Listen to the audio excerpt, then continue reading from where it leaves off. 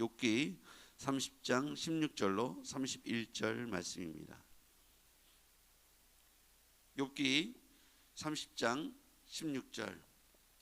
이제는 내 생명이 내 속에서 녹으니 환난 날이 나를 사로잡음이라.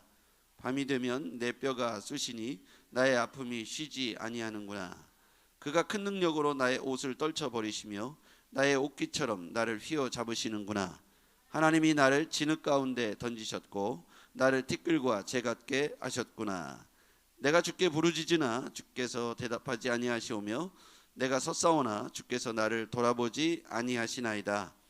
주께서 돌이켜 내게 잔혹하게 하시고 힘있는 손으로 나를 대적하시나이다. 나를 바람 위에 들어 굴러가게 하시며 무서운 힘으로 나를 던져 버리시나이다. 내가 아나이다. 주께서 나를 죽게 하사 모든 생물을 위하여 정한 집으로 돌려보내시리이다.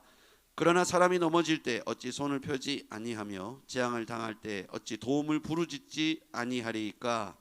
고생의 날을 보내는 자를 위하여 내가 울지 아니하였는가. 빈궁한 자를 위하여 내 마음에 근심하지 아니하였는가. 내가 복을 바랐더니 화가 왔고 광명을 기다렸더니 흑암이 왔구나. 내 마음이 들끓어 고요함이 없구나. 환난 날이 내게 임하였구나. 나는 햇볕에 쬐지 않고도 검어진 피부를 가지고 걸으며 회중 가운데 서서 도움을 부르짖고 있느니라. 나는 이리의 형제요 타주의 벗이로구나. 나를 덮고 있는 피부는 검어졌고 내 뼈는 열기로 말미암아 탔구나. 내 수금은 통곡이 되었고 내 피리는 애곡이 되었구나. 아멘.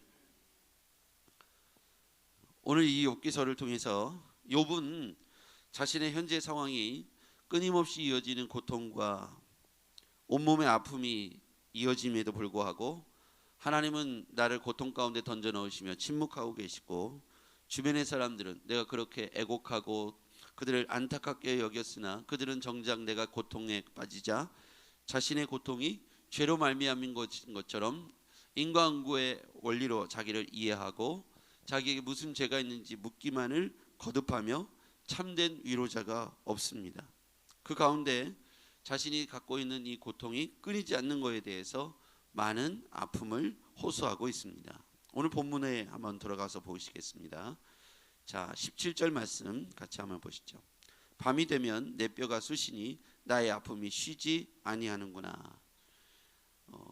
자기 상황을 둘러싼 모든 상황이 열악하게 된 것뿐만 아니라 육체의 고통까지 가미되니까 밤이 되면 뼈가 쑤신다. 아픔이 쉬지 않는다.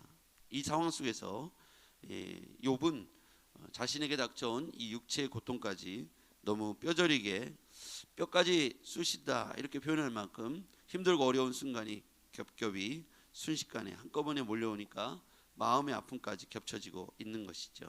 18절.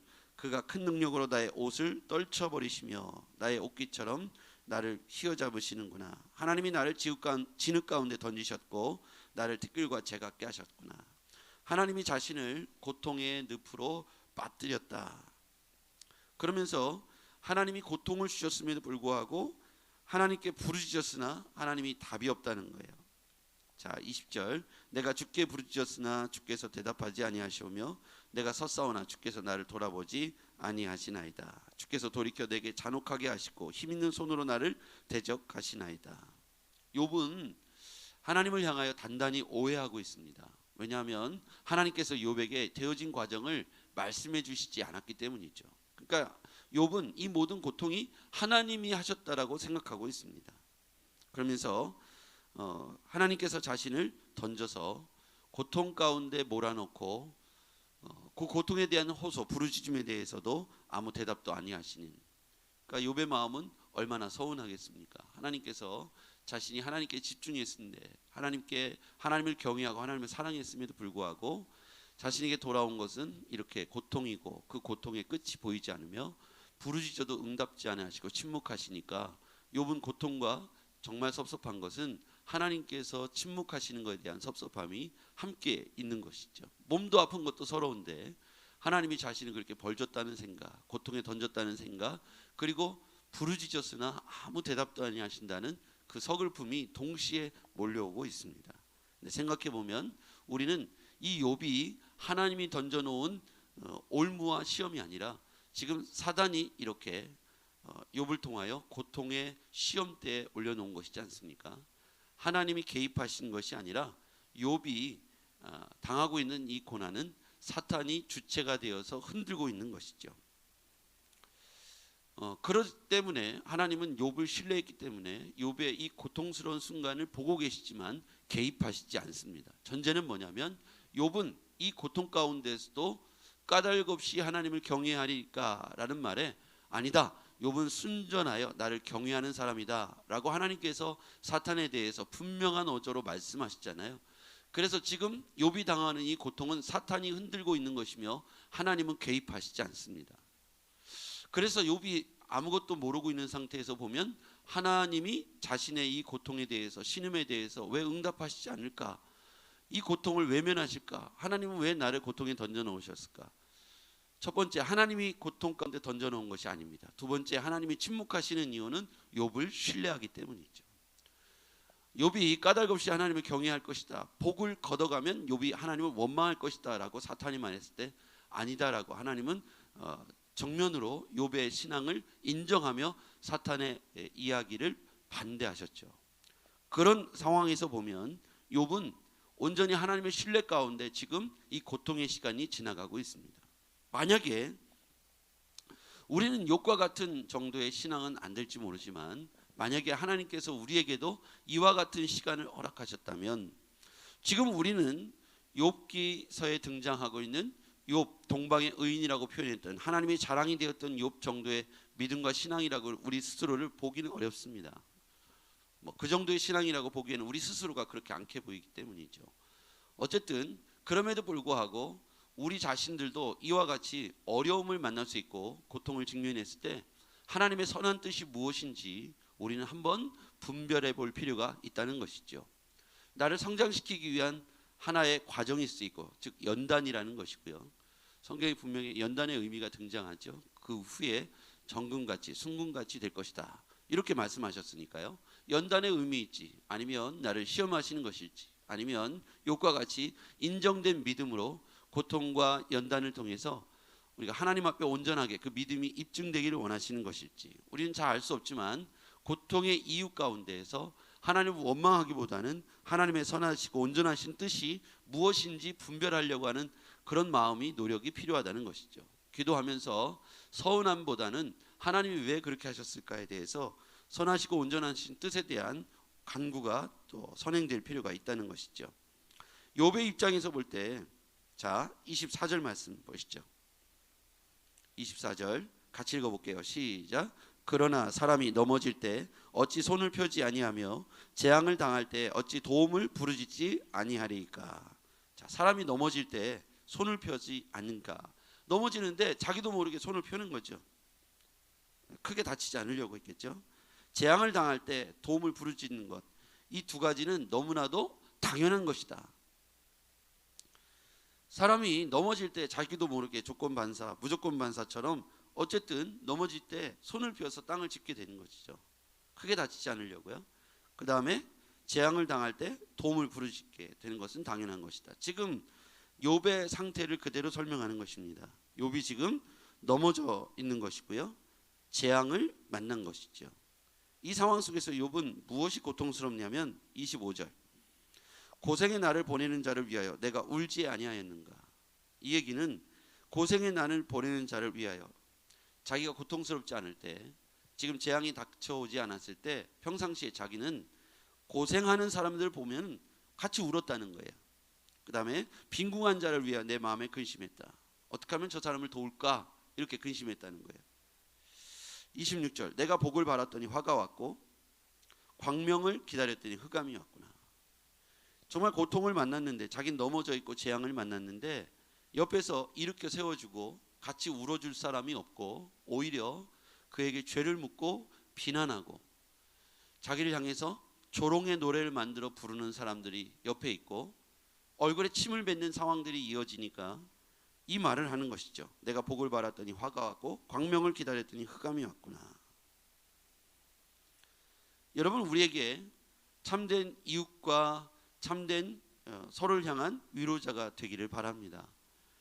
정말 넘어져 있고 또 재앙을 만나서 고통 가운데 이어지는 삶을 옆에서 보시거든 오늘 우리가 함께 울어주며 마음에 근심해주며 그를 위하여 마음의 소원을 함께 빌어줄 수 있는 참된 이웃이 욥에게는 없었고 오히려 욥은 화가 왔고 흑암이 왔다고 고백하는 것처럼 가장 가까운 친구들로부터 또는 그를 평소에 존경한다고 말했던 사람들로부터 배신감을 느끼고 또는 조롱의 소리, 침뱉음을 일을 당했을 때 욥의 고통은 아마 자신에게 벌어진 한날 한시에 자녀들이 죽고 모든 재산을 잃어버리고 그리고 자신의 육체에 닥친 이 고통의 무게만큼 사람들의 멸시와 조롱의 태도 그리고 자신을 향하여 그렇게 조롱하는 노랫소리 이 모든 것들이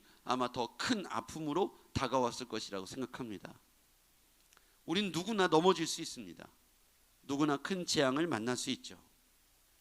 그런데 욥은 지금 하나님에게도 서운하고 이웃들에게도 서운하고 친구들에게도 서운해하고 있습니다. 왜 그럴까요? 이 모든 스토리를 첫째 욥은 잘 알고 있지 못합니다. 갑자기 자기에게 닥쳐온 재앙이죠. 하나님과 관계가 너무 좋았는데 어느 날 갑자기 이렇게 재앙을 만나게 됩니다. 우리는 이 사실을 욥기 1장을 통해서 잘 알고 있습니다. 그런데 욥 자신은 까닭없이 지금 재앙을 만나고 있어요. 그러니까 욥은 얼마나 마음속에 하나님에게도 서운하고 또 주변의 사람들에게 서운하는 과정이 계속되고 있습니다. 넘어져 있고 재앙을 만났습니다. 육체적 탄식과 고통이 계속되고 있고요. 사면초가 절벽 앞에 서 있는 것처럼 굉장히 위태로운 상태입니다. 우리는 함께 슬퍼하며 애통해 줄 수 있는 우리가 할 수 있는 건 위로자가 되어야 합니다. 내 이웃에게 우리 교회 안의 지체들에게 그게 누구든 막론하고요. 그가 고통 가운데 있다면 조롱할 것이 아니고 그의 아픔을 함께 나눠줄 수 있는 눈물을 흘려주고 그를 위하여 함께 근심해 줄 수 있는 그런 영혼의 짝이 되어 주어야 합니다. 그를 일으켜 세워줘야 되고 격려해 줘야 되죠. 욥은 지금 사면초가의 위기에 있습니다. 어쩌면 지금 이 순간 욥은 깊은 수렁에 빠져 있는 것처럼 헤어나오기 어려운 여러 상황 속에 직면해 있지 않아요? 우리가 이 순간에 욥이라고 한다면 우리 마음이 어떨까요? 함께 애통하며 함께 슬퍼할 수 있는 참된 위로자. 오늘 이 시대에 필요한 그리스도인의 모습이라고 생각합니다.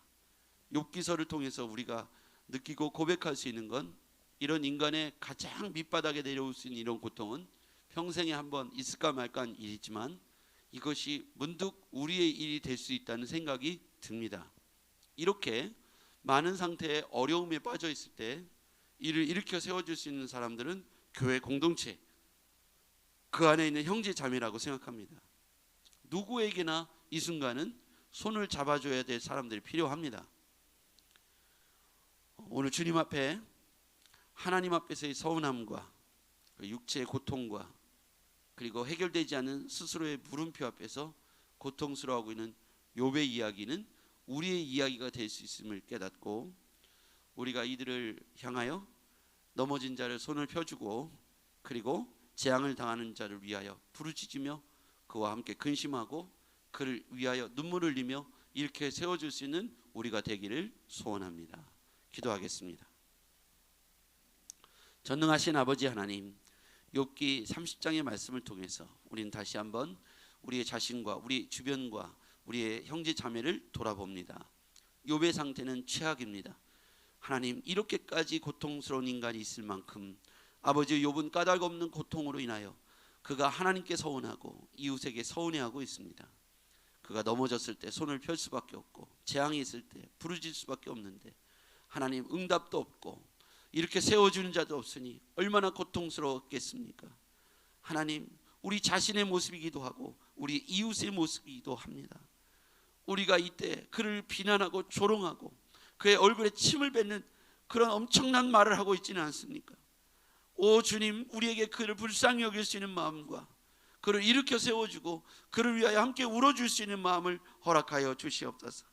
우리가 참된 이웃이라고 가식적인 언어보다는 그와 함께 통화해 줄 수 있는 참된 이웃이 오늘 우리의 삶에 부어져 우리 주변을 한번 돌아볼 수 있는 하루가 되게 하옵소서.